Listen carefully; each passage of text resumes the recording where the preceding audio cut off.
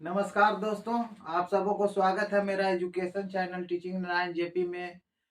आप सबों को आज हम जो बतलाने जा रहे हैं संस्कृत व्याकरण से संबंधित है। और आपको हम पिछले वीडियो में प्रत्यय उपसर्ग के बारे में बता चुके हैं और प्रत्यय के बारे में बता चुके हैं। आज हम प्रत्यय के पहला जो आपका भाग है और उसमें जो आपका पहला आपका भेद है सुप प्रत्यय, उसके बारे में हम आज विस्तार पूर्वक आपको जानकारी देंगे।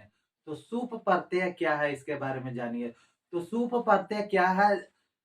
संस्कृत में 21 प्रत्यय है जिसको पीछे से जोड़कर मतलब बाद में जोड़ करके शब्द का नया निर्माण किया जाता है। उसे क्या कहते हैं?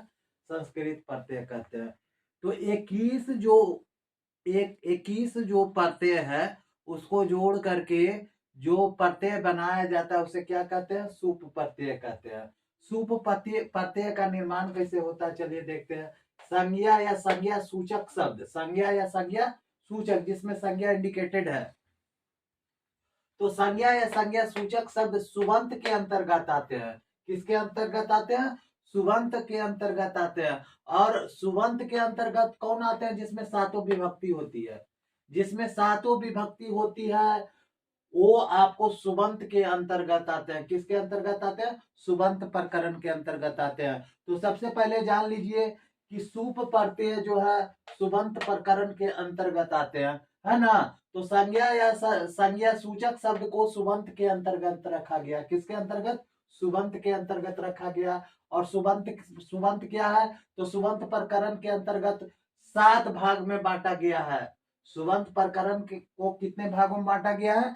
7 भागों में बांटा गया है।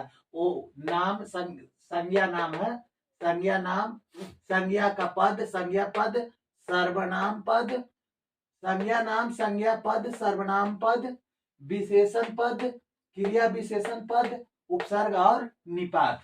चलिए इस सब के बारे में आपको फिर हम जानकारी देते हैं।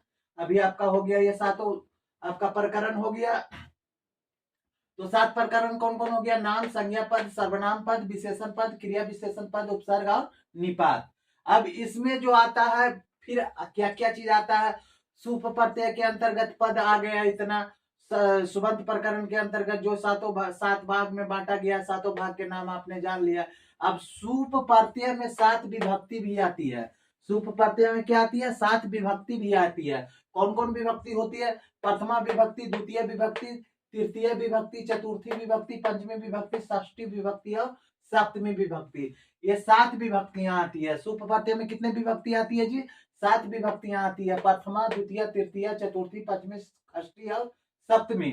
ये आपको 7 विभक्तियां आ गया। अब 7 विभक्ति के कारक क्या है? उसके चिन्ह क्या है? चलिए चिन्ह के बारे में जानते हैं। तो संस्कृत में विभक्ति कारक और अर्थ, विभक्ति जो हो गया प्रथमा, द्वितीय, तृतीय, चतुर्थी, पंचमी, षष्ठी और सप्तमी हो गया। और इसके कारक हो गया कर्ता, कर्म, करण, संप्रदान, अपदान, संबंध, अधिकरण हो गया। और प्रयोग हो गया कर्ता ने कर्म को करण से के साथ के जैसा, है ना। संप्रदान के लिए अपादान से अलग होने को यहाँ दर्शा रहा है। क्या दर्शा रहा है? अलग होने को। और यहाँ संबंध का के की है और अधिकरण में पर है। ये आपका प्रयोग हो गया।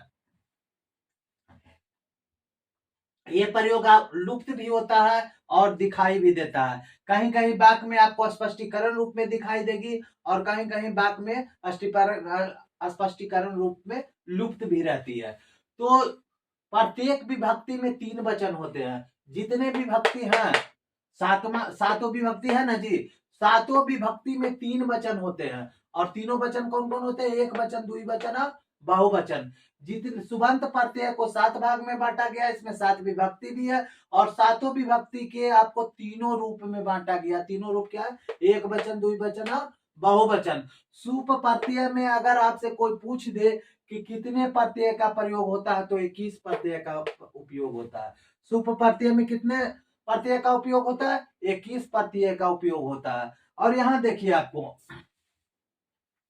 ये आपका विभक्ति हो गया एक वचन, द्विवचन, बहुवचन। सुप प्रत्यय के प्रथमा विभक्ति में स आता है। सुप प्रत्यय में प्रथमा विभक्ति में एक वचन में स आता है। एक वचन में स, प्रथम विभक्ति के द्विवचन में औ और प्रथम विभक्ति के बहुवचन में अ आता है। अ फिर आपको आ गया द्वितीय कर्म, प्रथम विभक्ति कर्ता था, प्रथम विभक्ति कौन था जी, कर्ता, और द्वितीय विभक्ति कर्म हो गया, तो कर्म के एक वचन में अम हो गया, कर्म के द्वि वचन में अ हो गया, और कर्म के बहुवचन में अह हो जाता है ना। फिर तृतीय करण हो गया, तृतीय करण के एक वचन में आ हो जाएगा, तृतीय करण के द्वि वचन में भ्याम हो जाएगा, और तृतीय करण के बहुवचन में भी हो जाएगा, क्या हो जाएगा, भी हो जाएगा। चतुर्थी में संप्रदान आता है, जिसका एक वचन में ए हो गया, संप्रदान के द्वि वचन में भ्याम हो जाएगा, और संप्रदान के बहुवचन में भ्य हो जाएगा, क्या हो जाएगा, भ्य। अब आ जाइए पश्चिमी विभक्ति, पश्चिमी विभक्ति के एक वचन में अह हो गया, द्विवचन में भ्याम हो गया, और बहुवचन में भ्य हो गया पश्चिमी में। षष्ठी में आ जाइए, षष्ठी में अ भ्याम भ्य है ना, षष्ठी में हो गया अह ओह आम, अह ओह आम।